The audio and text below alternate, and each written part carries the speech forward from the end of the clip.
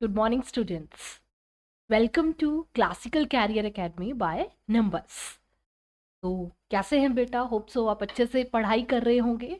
And आज हम शुरू कर रहे हैं अपना सबसे इंटरेस्टिंग सा टॉपिक, क्लास 12th का first unit, that is solution.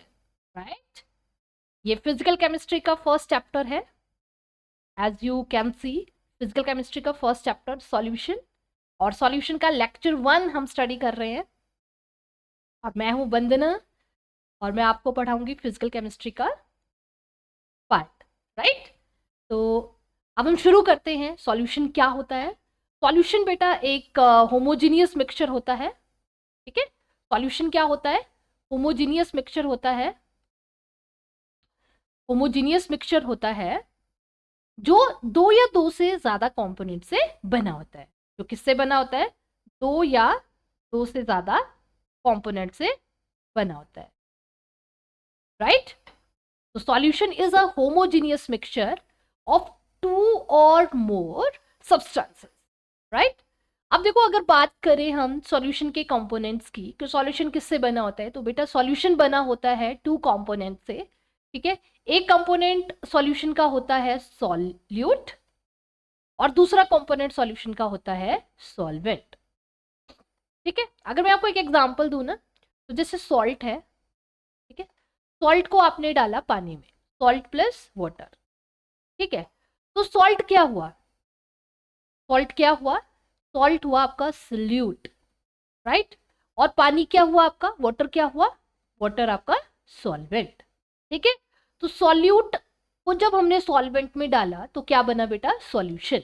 और सॉल्यूशन, अगर हम कंपोनेंट के बेस पे बात करें तो सॉल्यूशन जिसके दो कंपोनेंट रहते हैं उसको नाम दिया जाता है बाइनरी सॉल्यूशन का। तो क्या नाम दिया जाता है?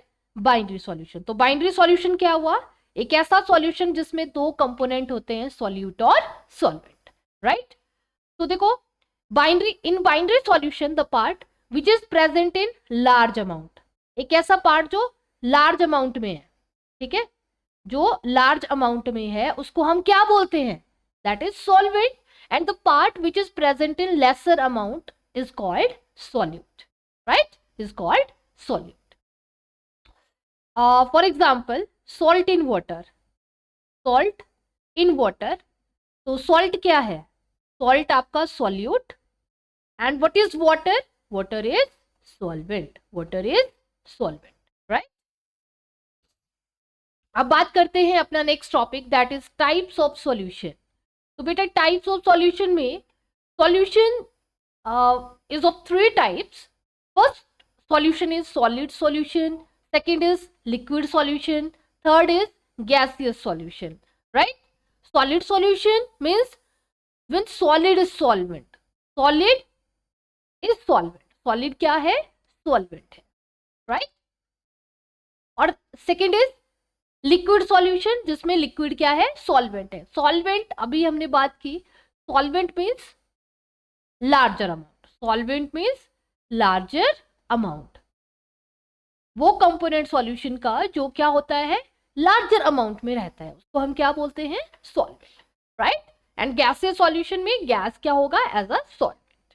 राइट, इसके एग्जांपल्स देखें तो solid solution, gas in solid, liquid in solid, gas in solid. ठीक है, यहां पे ना लिक्विड इन लिक्विड होना था एक्चुअल में। ठीक है, तो सेकंड हमारा आता है gas in liquid, liquid in liquid, solid in liquid. तो ये एग्जांपल्स हो, इसमें मतलब बोलने का मतलब है इसमें सॉलिड क्या है? In this cases solid solvent, solid as a solvent, and in second case liquid as a solvent, and in third case gas is a solvent. right, तो टाइप्स ऑफ सॉल्यूशन में हमारे पास 3 टाइप्स के solution रहते हैं। Right, अगर types of solution में बात करें, जैसे गैस इन गैस। ठीक है, तो गैस इन गैस जो है वो होमोजीनियस मिक्सचर होता है। क्या होता है बेटा? Homogeneous mixture. बाकी सारे क्या होते हैं? Heterogeneous mixture. बाकी सारे क्या होते हैं? Heterogeneous mixture. ठीक है, तो ये आगे examples, liquid solution, gaseous solution and solid solution के, राइट। अब हम इनके एग्जांपल्स थोड़ा डिटेलिंग में करेंगे। तो देखो जैसे ये है बेटा गैस इन गैस, ठीक है। गैस इन गैस में जो एग्जांपल हम ले रहे हैं दैट इज एयर। वो क्या है? एयर। आपको पता ही है air is a mixture of, air is a mixture of gases, mixture of gases. Air क्या है? गैसेस का मिक्सचर है, right. For example oxygen in nitrogen, हमारे एटमॉस्फेयर में बहुत सी गैसेस होती हैं, तो वो सारे क्या आ गए? गैस इन गैस के एग्जाम्पल्स आ गए। Second is liquid in gas, second is liquid in gas. तो इसमें बेटा गैस क्या होगा? गैस एज अ सॉल्वेंट यहाँ पे लेंगे, तो लिक्विड हो गया। जैसे क्लोरोफॉर्म है, क्लोरोफॉर्म को हमने नाइट्रोजन गैस में लिया है, तो वो एग्जाम्पल हो गया लिक्विड इन गैस का, right. Next example is solid in gas. Solid in gas means when camphor in nitrogen, right? When camphor in nitrogen, then it is a gaseous solution. It is a gaseous solution. Next, second type of solution is liquid solution. Liquid solution means gas in liquid. Gas in liquid means oxygen in water. Oxygen in water. As we already know that water contains dissolved gases, so oxygen already dissolved in water, so it is the example of gas in liquid, right? Then next is liquid in liquid. तो ethanol in water हो गया, जब alcohol में water डालते हैं, it is example of liquid in liquid, right. Liquid as a solvent यहाँ पे हम ले रहे हैं। सॉलिड इन लिक्विड, तो कुछ भी ले लो, नमक को पानी में डाला, sugar in water, glucose in water, ये सारे क्या हो गए? लिक्विड सॉल्यूशंस के एग्जांपल्स। नेक्स्ट हमारा है बेटा सॉलिड सॉल्यूशन। तो सॉलिड सॉल्यूशन में आपका क्या हो गया? जैसे गैस इन सॉलिड, तो ये एक फिनोमिनन होता है। जैसे hydrogen is palladium, hydrogen in palladium है ना, यहाँ पे जो फिनोमिनन है वो है आपका एडजॉर्प्शन। चलो इसको मैं थोड़ा डिटेलिंग में आपको करवाती हूँ। यहाँ पे क्या फिनोमिनन है? एडजॉर्प्शन। एब्जॉर्प्शन आप सबने सुना होगा, है ना, एब्जॉर्प्शन। अच्छा मुझे पहले ये बताइए, what is absorption? What is absorption? Yes, देखो एब्जॉर्प्शन आप सबने सुना होगा, एब्जॉर्ब करना। हम इसको सिंपली बोल सकते हैं टू एब्जॉर्ब, ठीक है।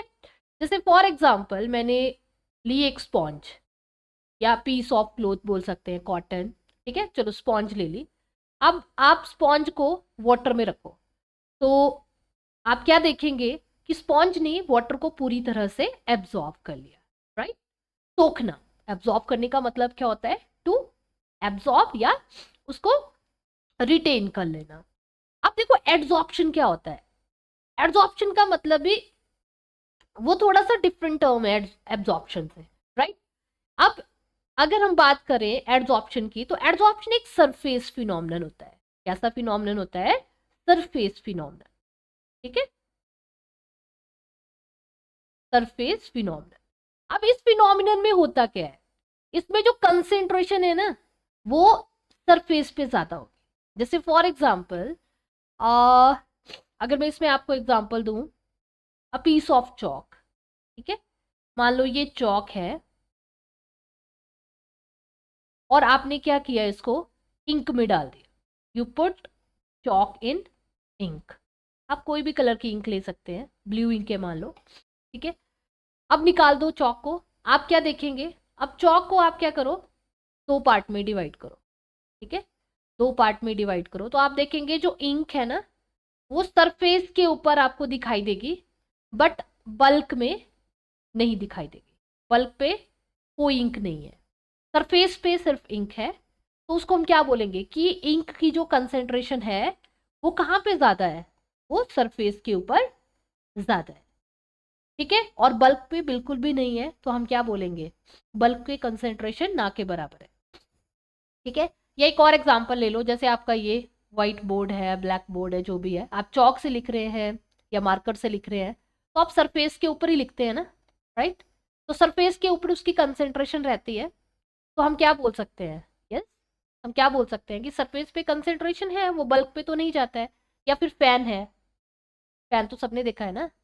अब फैन चलता है, तो फैन के जो ये स्ट्रिप्स है या फैन है, फैन के ऊपर ना ऐसे डस्ट पार्टिकल्स होते हैं, फैन के ऊपर ही होते हैं ना, सरफेस के ऊपर, तो ये भी क्या है, एक सरफेस फिनोमेनन।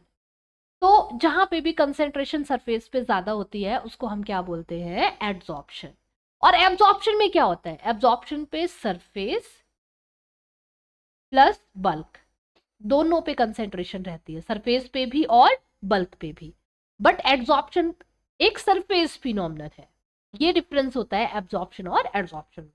तो ये जो एग्जांपल है ना, गैस इन सॉलिड, जिसमें आपने लिखा हाइड्रोजन इन पैलेडियम, तो ये किस तरह का फिनोमेनन है, एब्जॉर्प्शन। मतलब पैलेडियम ने हाइड्रोजन गैस को क्या किया हुआ है, एब्जॉर्ब किया है, राइट।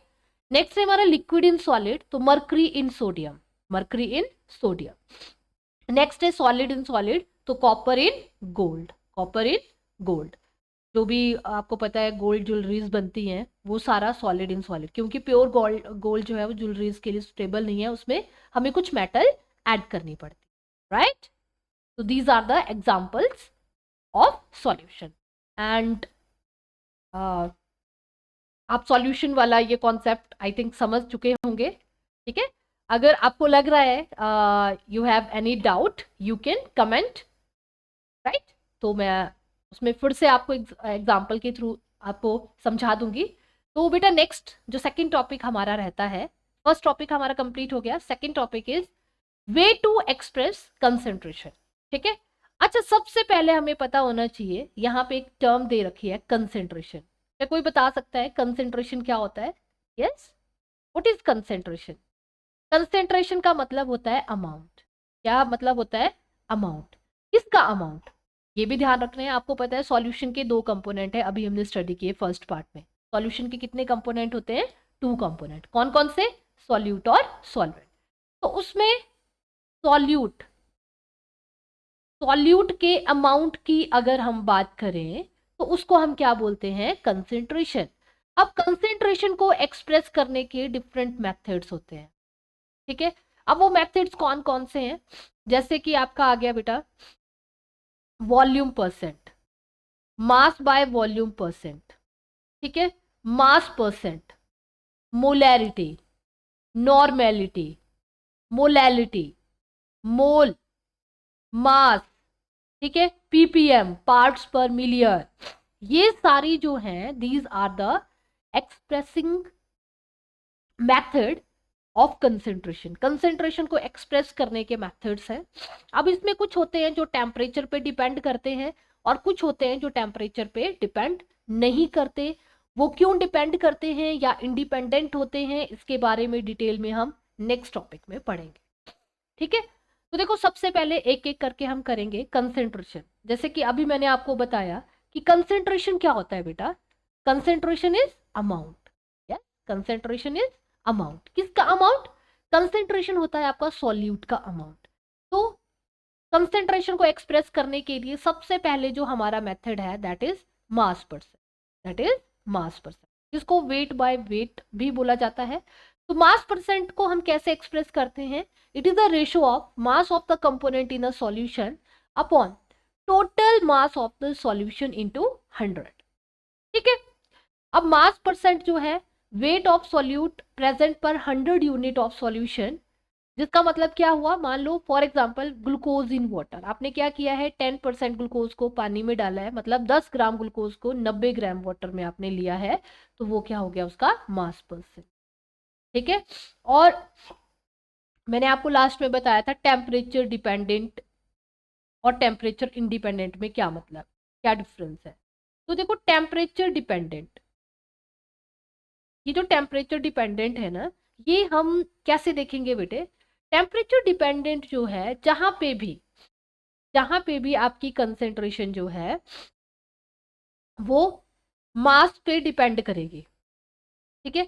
वो सारी होंगी, मतलब जहां पे भी मास दिखेगा आपको, सॉल्यूट, सॉल्वेंट, सॉल्यूशन, जिसका हमने अमाउंट लिया वो सारी होंगी टेम्परेचर इंडिपेंडेंट, वो टेम्परेचर पे डिपेंड नहीं करेंगी, ठीक है। बाकी जहां पे भी आपको वॉल्यूम दिख गया ना, ठीक है, अभी हम जितने भी कंसेंट्रेशन टर्म्स करेंगे तो साथ में ये भी ध्यान में रखेंगे कि कहाँ पे मास है और कहाँ पे वॉल्यूम है। तो जहां पे भी आपको वॉल्यूम दिख गया, वॉल्यूम वाली term, it means temperature, yes, dependent. Volume temperature के साथ में क्या करता है? डिपेंड करता है, राइट। नेक्स्ट हमारी कंसेंट्रेशन टर्म है मास बाय वॉल्यूम परसेंट, या इसको वॉल्यूम बाय वेट भी बोलते हैं। ठीक है, अब इसमें होता क्या है बेटा,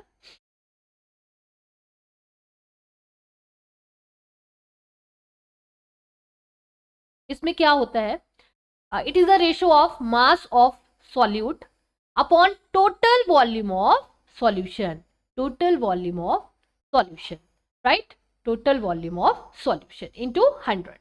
जैसे फॉर एग्जांपल हमने क्या किया, ग्लूकोज सॉल्यूशन 23 ग्राम ग्लूकोज ले लिया हमने 100 ml वाटर, ठीक है, और ये यूनिट जो है ये यूज होती है मेडिसिन ऑफ फार्मेसी की फील्ड में, राइट। तो यहाँ पे देखो वॉल्यूम आया ना, यहाँ पे कौन सी टर्म आई आपकी, वॉल्यूम।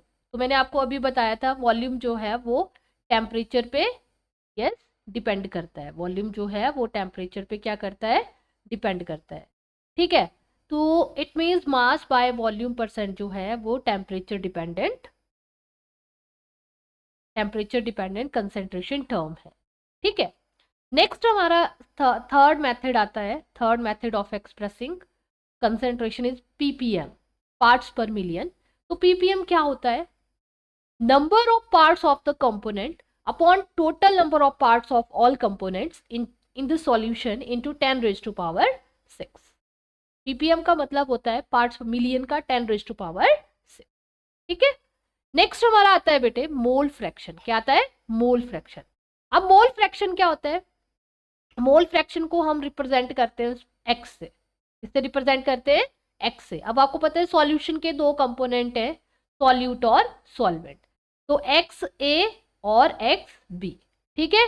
तो देखो होता क्या है, number of moles of the component upon total number of moles of all the component, ठीक है। तो मोल फ्रैक्शन ऑफ ए या एक्स ए हमें निकालना है, तो वही उसी के नंबर ऑफ मोल्स हमें ऊपर लेने हैं और डिनोमिनेटर में हमने इनका सम लेना है, N A plus N B, ठीक है। मोल फ्रैक्शन ऑफ बी अगर हमें निकालना है तो एक्स ऑफ बी क्या आएगा, N B upon N A plus N B. और ये प्रूव करना है कि देखो N A upon N A plus N B, ठीक है, plus N B upon N A plus N B is equal to 1, ठीक है। तो इसका LCM N A plus N B आ गया, ऊपर N A plus N B से कैंसिल हो गया N A plus N B and remaining 1, ठीक है। नेक्स्ट हमारा आता है बेटा volume percent, volume by volume. तो ये भी किस तरह की टर्म होगी, टेम्परेचर डिपेंडेंट, क्या होगी, टेम्परेचर डिपेंडेंट। जहां पे भी आपको वॉल्यूम वाली टर्म दिखेंगी वो सारी क्या होंगी, टेम्परेचर डिपेंडेंट। तो वॉल्यूम परसेंट में volume of the component upon total volume of solution into 100, ठीक है। For example 10% ethanol water, ethanol solution in water, या 10 ml of ethanol dissolve in 90 ml of water, 90 ml of water, ठीक है। फिर हमारा आता है बेटा मोलैरिटी। मोलैरिटी क्या होता है, number of moles of solute dissolve in 1 litre of solution, 1 litre of solution, number of moles solute के डिसॉल्व होते हैं 1 लीटर सॉल्यूशन में, उसको हम क्या बोलते हैं, मोलैरिटी। इसको हम इस तरह से भी डिफाइन कर सकते हैं, it is the ratio of number of moles of solute total volume of solution is in litre, या mass of solute into 1000 upon molar mass of solute into volume of solution in millilitre, ठीक है। फिर next जो molarity है हमारी वो किस तरह की टर्म है, यस बता सकते हैं आप, वो टेम्परेचर पे डिपेंड करेगी या डिपेंड नहीं करेगी, यस। तो देखो बेटा जो मोलैरिटी होती है, यस मोलैरिटी टेम्परेचर पे डिपेंड करती है, बिकॉज यहाँ पे वॉल्यूम जो सॉल्यूशन का है वो किस में है, लीटर में, एंड सॉल्यूशन का हम किसकी बात कर रहे हैं, वॉल्यूम की बात कर रहे हैं। तो मोलैरिटी सॉल्यूशन पे डिपेंड करती है, सॉरी टेम्परेचर पे डिपेंड करती है, राइट। और मोलैरिटी की अगर मैं यूनिट की बात करूं तो क्या होगा इसका, मोल पर लीटर, क्या यूनिट होंगे, मोल पर लीटर, ठीक है। नेक्स्ट हमारा आता है मोलैलिटी। मोलैलिटी को हम स्मॉल m से रिप्रेजेंट करते हैं, and what is molality, number of moles of solute present in 1 kilogram of solvent. 1 kilogram solvent में number of moles of solute present होते हैं, उसको हम क्या बोलते हैं? मोलैलिटी। मोलैलिटी का मतलब क्या है? Number of moles of solute, ठीक है, और mass of solution solvent in kilogram, mass of solvent in kilogram, ठीक है। अच्छा, क्या आप मुझे यहाँ पे बता सकते हैं कि मोलैलिटी टेम्परेचर पे डिपेंड करेगी या नहीं करेगी? यस, टेम्परेचर पे डिपेंड नहीं करेगी। Very good. तो टेम्परेचर पे डिपेंड नहीं करने का मतलब क्या है? कि यहाँ पे जो सॉल्वेंट है या सॉल्यूट का मास है, वो दोनों ही किस में है? यस, वो दोनों ही ग्राम्स या किलोग्राम्स में दे रखे हैं, यहाँ पे वॉल्यूम टर्म यूज नहीं हुई है, इसलिए जो मोलैलिटी है वो टेम्परेचर पर डिपेंड नहीं करती है। वेरी गुड, ठीक है। नेक्स्ट हमारा है, ठीक है, नेक्स्ट हम करेंगे लास्ट टाइम डिस्कस। तो बेटा दैट्स ऑल, ये हमने आज डिस्कस किया कि सॉल्यूशन क्या होता है, ठीक है। सॉल्यूशन के दो कंपोनेंट हमारे रहते हैं, कौन से? Solute plus solvent, right. And expressing concentration, concentration means amount of solute को हम डिफरेंट डिफरेंट कंसेंट्रेशन टर्म्स में डिस्कस करते हैं। तो थैंक यू बेटा, ये था हमारा आज का लेक्चर। और you have any query, you can comment, right? और आप हमें फॉलो भी कर सकते हैं, Nimbus classical career academy Sundarnagar, और ये हमारे कॉन्टैक्ट नंबर है, you can contact us. Thank you so much.